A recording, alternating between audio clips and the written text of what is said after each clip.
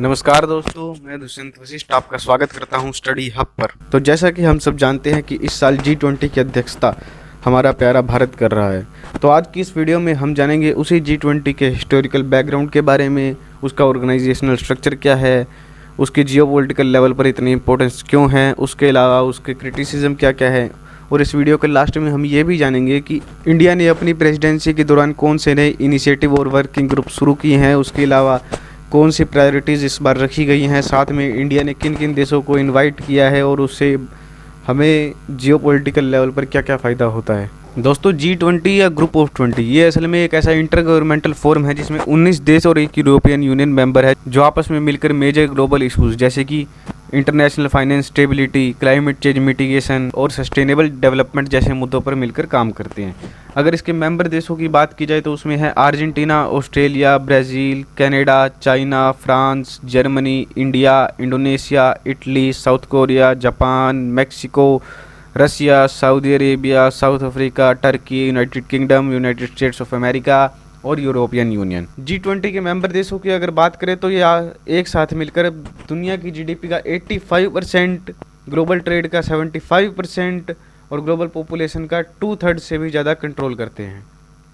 अगर इसके historical background की बात करें तो वो दौर था 90s का, जब दुनिया कई सारे फाइनेंशियल क्राइसिस से गुजर रही थी, जैसे कि Asian financial crisis, Russian financial crisis, उसके अलावा मैक्सिकन फाइनेंशियल क्राइसिस, जिससे वेस्ट भी अछूता नहीं रहा, जिसमें जब American hedge fund management company long term capital management का कोलैप्स हुआ तो उसी के साथ पश्चिमी देशों को ये रियलाइज़ हो गया कि जितने भी सिस्टमेटिकली इंपॉर्टेंट डेवलपिंग और अंडर डेवलपिंग कंट्रीज़ हैं उनको आपस में लाना ग्लोबल फाइनेंशियल स्टेबिलिटी के लिए बहुत ही ज़्यादा ज़रूरी है। और इसी के साथ 25th G8 मीटिंग, जी हाँ दोस्तों, उस समय G8 हुआ करता था, उस समय रशिया भी जो आज का G7 उसका पार्ट हुआ करता था, उसे G8 कहा जाता था। इसी के साथ 28th G8 मीटिंग में जितने भी सिस्टमेटिकली इंपॉर्टेंट कंट्रीज़ हैं उनको साथ में लाने के लिए एक फोरम बनाने का निर्णय किया गया, जिसका नाम रखा गया G20। अगर इसके फाउंडेशन में कुछ प्रमुख लोगों की बात करें तो उनमें थे जर्मनी के हैंस आइकल, कनाडा के पॉल मार्टिन और यूएस के लॉरेंस समर्स, जो कि उस समय अपने अपने देश के वित्त मंत्री यानी कि फाइनेंस मिनिस्टर थे। अगर G20 के फॉर्मल इस्टेब्लिशमेंट की बात करें तो वो 26 सितंबर 1999 को अपनी बर्लिन में पहली मीटिंग के साथ हुआ था। अपने शुरुआती दिनों में ये केवल फाइनेंस मिनिस्टर और कंट्रीज़ के सेंट्रल बैंक गवर्नर्स का एक ग्रुप था। इसमें एक इंटरेस्टिंग बात ये भी है कि 2002 में जब ये फाइनेंस मिनिस्टर और सेंट्रल बैंक के गवर्नर्स का बोर्ड था तब भी इंडिया को G20 की प्रेसिडेंसी जो है मिली थी। इसके बाद कई सारे G20 के देश चाहते थे कि इसे सिर्फ फाइनेंस मिनिस्टर और सेंट्रल बैंक के गवर्नर्स तक का एक ग्रुप ना रखा जाए, बल्कि इसको लीडर्स के लेवल तक एलिवेट कर दिया जाए। लेकिन जो यूएस है वो उस समय तैयार नहीं था। तो उस समय जो पॉल मार्टिन, जो कि इस ग्रुप के फाउंडेशन में काफ़ी एक अहम मेंबर थे, तो उन्होंने कहा था अगर इसको लीडर्स का समिट बनाना है तो दुनिया को एक और फाइनेंशियल क्राइसिस चाहिएगा। और हुआ भी यही। उस समय 2008 का फाइनेंशियल क्राइसिस आ गया और उसके बाद जो है यूएस तैयार हो गया और 2008 में ही इसकी पहली लीडर्स की समिट वाशिंगटन यूएस में हुई। तो चलिए अब बात करते हैं इसके ऑर्गेनाइजेशनल स्ट्रक्चर की। अगर इसके स्ट्रक्चर की बात करें तो आपको शायद जानकर हैरानी हो तो कि ये सिर्फ और सिर्फ एक इनफॉर्मल ग्रुप है, यानी कि इसका कोई भी डिसीजन जो है किसी भी मेंबर कंट्री पर बाइंडिंग नहीं है, यानी कि अगर वो कंट्री चाहे तो उसको इम्प्लीमेंट करे, चाहे तो ना करे।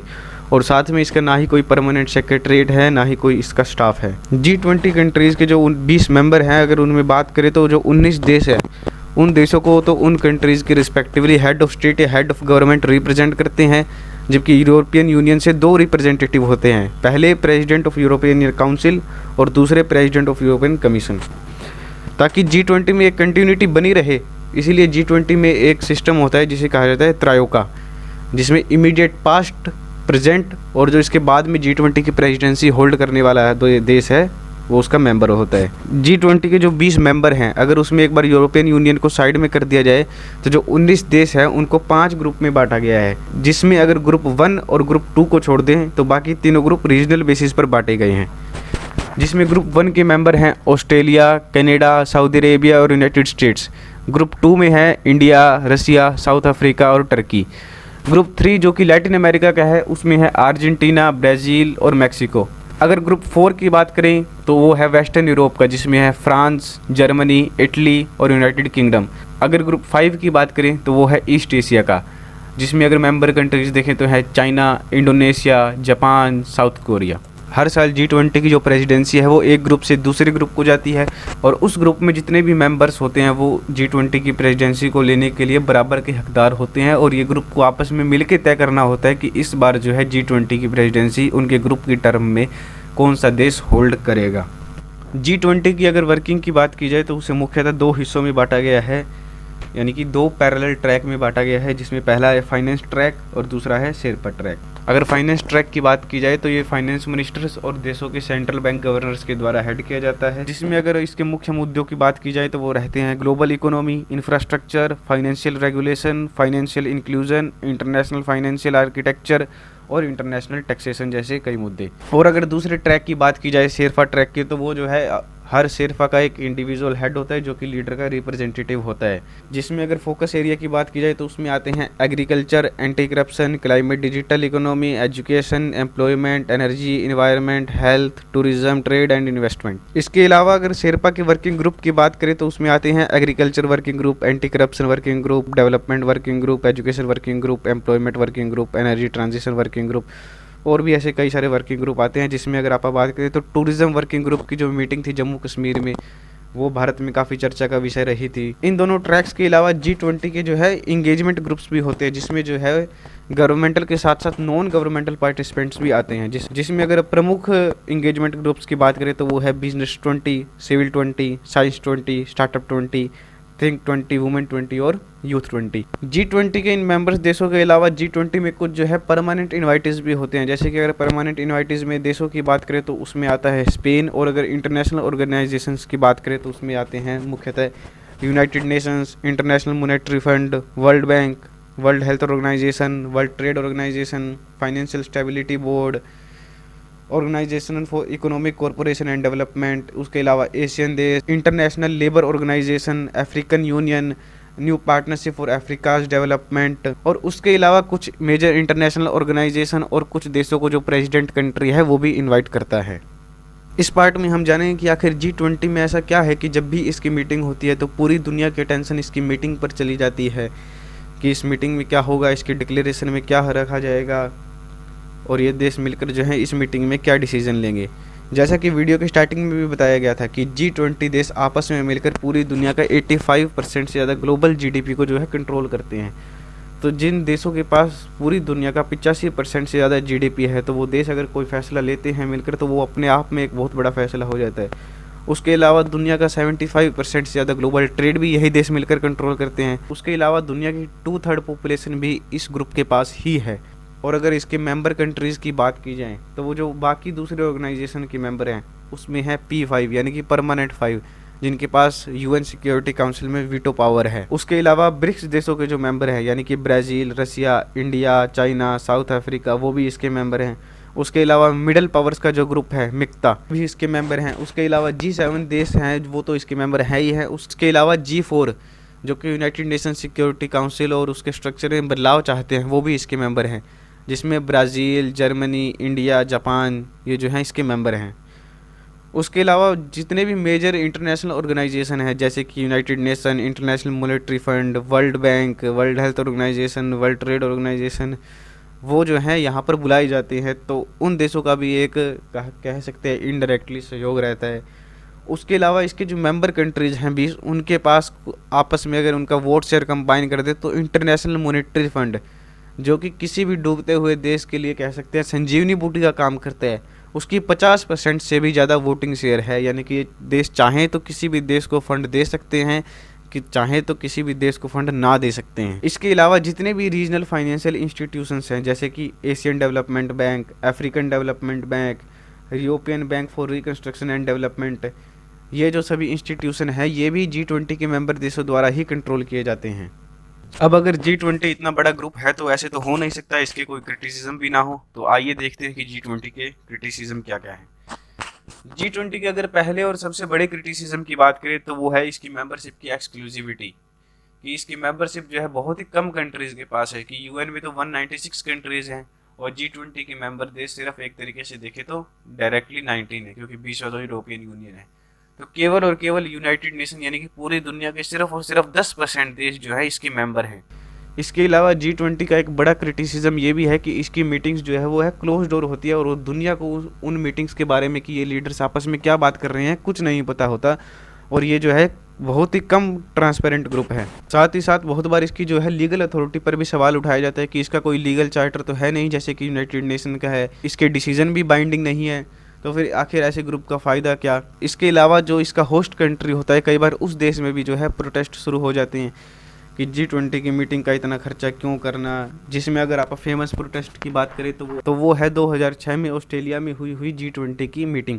उसके अलावा G20 पर कई बार ये भी आरोप लगता है कि ये जो है कई बार कॉरपोरेट लॉबिंग में फंस जाते हैं और जो अपनी पॉलिसीज़ है वो कॉरपोरेट्स के इन्फ्लुएंस में आकर बनाते हैं। और एक आरोप ये भी है कि G20 जो है छोटे देशों की बिल्कुल नहीं सुनता और उसी को लेकर कई सारे छोटे देशों ने मिलकर आपस में एक ग्रुप बनाया हुआ है जिसका नाम है ग्लोबल गवर्नेंस ग्रुप। इस ग्रुप का अगर आप मेनली काम देखें तो यही है कि जितने भी छोटे देश हैं उनकी आवाज़ जो है G20 तक पहुँचाई जाए कि वो देश क्या चाहते हैं, उन्हें भी कुछ ना कुछ G20 के प्रोसेस मेकिंग में जो है इंक्लूड किया जाए।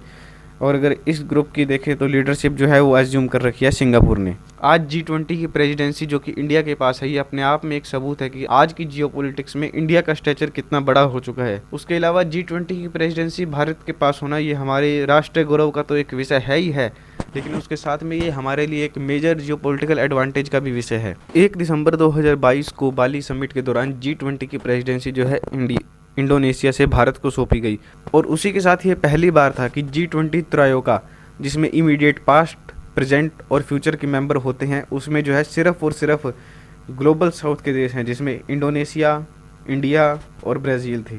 भारत के अगर G20 के लोगों की बात की जाए तो वो जो है कमल के फूल पर बेस्ड है जो कि भगवान श्री हरि विष्णु का सिंबल माना गया है। उसके अलावा ये जो है हमारा नेशनल फ्लावर भी है और इस बार की थीम की बात की जाए तो वो है वसुदेव कुटुंबकम, one earth, one family, one future, जो कि हमारे प्राचीन ग्रंथ महाउपनिषद से लिया गया है। इस बार की अगर मेन लीडर्स की समिट की जाए तो वो जो है 9 से 10 सितंबर को इंटरनेशनल एग्जीबिशन कन्वेंशन सेंटर यानी कि IECC प्रगति मैदान दिल्ली में होगी।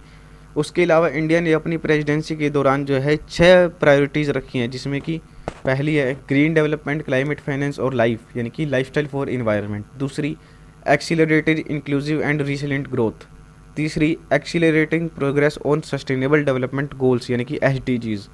उसके अलावा technological transformation and digital public infrastructure, multilateral institution for the 21st century. उसके अलावा वुमेन लेड डेवलपमेंट। ये जो है इंडिया की इस बार की जो है 6 प्रायोरिटीज़ है। इसके अलावा इंडिया ने जो है अपनी प्रेसिडेंसी के दौरान Bangladesh, Mauritius, Netherlands, Nigeria, Oman, Singapore और UAE इन देशों को एज गेस्ट कंट्रीज़ इन्वाइट किया गया है। इसके अलावा अगर भारत के द्वारा इनवाइटेड इंटरनेशनल ऑर्गेनाइजेशंस की बात करें तो वो है international solar alliance, coalition for disaster resilient infrastructure और एशियन डेवलपमेंट बैंक। इसके अलावा भारत ने अपनी प्रेसिडेंसी के दौरान एक नया इनिशिएटिव शुरू किया है जिसका नाम है G20 chief scientific advisers round table यानी कि G20 CSAR। इस इनिशिएटिव के अंदर क्या होगा, जितने भी G20 मेंबर कंट्रीज़ हैं उनके जो है चीफ साइंटिफिक एडवाइज़र आपस में बैठेंगे और ग्लोबल साइंस एंड टेक्नोलॉजी के पॉलिसीज़ इशू पर आपस में बात करेंगे। उसके अलावा भी और कई विषयों पर बात की जाएगी। इसकी अगर पहली मीटिंग की बात करें तो ये रामनगर उत्तराखंड में 28 से 30 मार्च 2023 को हुई थी। इसके अलावा भारत ने अपनी प्रेसिडेंसी के दौरान एक नया एंगेजमेंट ग्रुप स्टार्टअप 20 का भी जो है एक इनिशिएटिव लिया है। जैसा कि आप सब लोग जानते ही होंगे कि भारत में जो है स्टार्टअप्स को काफ़ी बूस्ट किया जा रहा है और ये भी उसका ही एक देखें तो एक हिस्सा है G20 में स्टार्टअप 20 का एक इनिशिएटिव लेना। ये ग्रुप जो है नए नए स्टार्टअप्स के founder, corporates, investors, innovation agencies और जितने भी की इकोनॉमिक स्टेक होल्डर्स जो हैं उनको एक टेबल पर लाने में मदद करेगा। भारत ने जो है G20 की कई मीटिंग जम्मू कश्मीर और अरुणाचल प्रदेश में रखकर पूरी दुनिया को ये दिखा दिया है कि दुनिया का कोई भी देश कुछ भी क्लेम करे लेकिन जो भारत की टेरिटरी है वो जो है भारत की ही टेरिटरी रहेगी और दुनिया के किसी भी देश के क्लेम करने से जो है कुछ नहीं होगा। इसके अलावा साथ में ये भी दिखा दिया गया है कि जम्मू कश्मीर से आर्टिकल 370 हटने के बाद जम्मू कश्मीर कितना सेफ़ है और यहाँ पर जो है वर्ल्ड लेवल की मीटिंग भी जो है कराई जा सकती है। अब हम आगे चलते हैं और देखते हैं कि किस देश को इन्वाइट किया गया है, जिसकी लिस्ट हम पहले देख ही चुके हैं, और उन देशों को क्यों इन्वाइट किया गया है। तो सबसे पहले अगर लिस्ट में नाम आता है मॉरिशियस का। आपको शायद जानकर हैरानी हो कि ये अफ्रीका में इकलौता ऐसा देश है जो कि हिंदू मेजोरिटी कंट्री है। जी हाँ, मॉरिशियस एक जो है हिंदू मेजोरिटी कंट्री है जहाँ पर 48.54% पॉपुलेशन जो है हिंदुज़म को फॉलो करती है।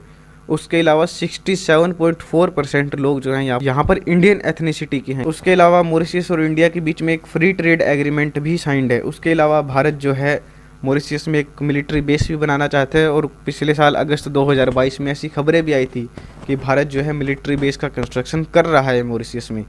हालांकि उसको लेकर बाद में कुछ जवाब वगैरह नहीं आया, तो उसके कुछ कंफर्मेशन अभी है नहीं। उसके अलावा अगर बात करें ओमान की, तो जितना भी गल्फ़ रीजन है उसमें भारत में अगर सबसे पुराने टाइज हमारे किसी के साथ हैं तो वो है ओमान के साथ। और यह पहली बार है जब जो है ओमान को G20 में इनवाइट किया गया है। उसके अलावा तीसरा देश बांग्लादेश। भारत और बांग्लादेश के रिश्ते वैसे भी हाल ही में काफ़ी इम्प्रूव हुए हैं। उसके अलावा बांग्लादेश के फाउंडेशन में भी जो है भारत का ही रोल है। इसके अलावा भारत जो है बांग्लादेश में काफ़ी सारे एम्बिशियस प्रोजेक्ट रखता है, जैसे कि अगर हम बात करें भारत का जो सिलीगुड़ी कॉरिडोर है, जिसे जो है चिकन नेक भी कहा जाता है, उसका एक अल्टरनेटिव के तौर पर तितोलिया कॉरिडोर वो भी जो है बांग्लादेश से होकर गुजरता है। बांग्लादेश में कई सारे पोर्ट्स आता है और बिजनेस अपॉर्चुनिटी जो है एक्सप्लोर करना चाहता है। और बांग्लादेश को जो है G20 में बुलाने से इंडिया की position as leader of Asia भी जो है मजबूत होती है। अगले देश की बात करें तो वो है यूएई जो है भारत का सबसे स्ट्रॉन्गेस्ट अलाई है मिडल ईस्ट एशिया में। उसके अलावा दोनों देशों का ट्रेड ओवर $84 बिलियन हैं। और यूएई ने जो है भारत की पोजीशन को एक तरीके से बैक ही किया था जब भारत ने आर्टिकल 370 हटाया था, ये कहकर कि ये जो है दोनों देशों का आपस का मामला है। इसके अलावा जो है भारत और यूएई का आपस में फ्री ट्रेड एग्रीमेंट भी साइंड है। अगला जो देश है वो है नाइजीरिया। G20 की फाउंडिंग में जिन्हें की मेंबर माना जाता है, जिसकी हमने वीडियो के स्टार्टिंग में जब चर्चा भी की थी हिस्टोरिकल बैकग्राउंड वाले पार्ट में, पॉल मार्टिन जो कि बाद में कनाडा के प्रधानमंत्री रहे और G20 के फाउंडेशन के समय कनाडा के जो है फाइनेंस मिनिस्टर थे, तो उन्होंने कहा था कि नाइजीरिया जो है ओरिजिनली G20 का पार्ट होना था, लेकिन इस क्राइसिस के चलते नाइजीरिया का जो है इसका पार्ट नहीं रखा गया। इसके अलावा ये इंडिया के ग्लोबल साउथ प्लान का भी एक पार्ट है कि leader of global south India बनेगा, तो ये भी जो है उसको एक पुश देता है। इसके बाद अगर बात करें तो लास्ट देश के, तो वो उसका नाम आता है नीदरलैंड। इंडिया और नीदरलैंड जो है आपस में कई सारे सेक्टर्स में जो है कोऑपरेशन रखते हैं, जैसे कि एग्रीकल्चर, वाटर एंड हेल्थ। लेकिन हम चाहते हैं ये कोऑपरेशन इससे आगे बढ़कर स्पेस सेक्टर तक भी पहुँच। भारत जो है स्पेस सेक्टर में काफ़ी सारा इन्वेस्ट कर रहा है। उसके अलावा अपनी कंपनीज़ को भी इनिशिएटिव दे रहा है। और जो यूरोपियन स्पेस एजेंसी है उसका जो बेस है वो भी जो है नीदरलैंड में ही है। तो इसी के साथ ये वीडियो तो समाप्त होती है, लेकिन हमेशा की तरह जाते जाते आपके लिए एक सवाल, who is India's chief coordinator for G20। वैसे तो इसका आंसर जो है आपको डिस्क्रिप्शन बॉक्स में भी मिल जाएगा, लेकिन अगर इसका आंसर जो है आप ढूंढ कर कमेंट बॉक्स में देते हैं तो ज़्यादा अच्छा रहेगा। जय हिंद, जय भारत।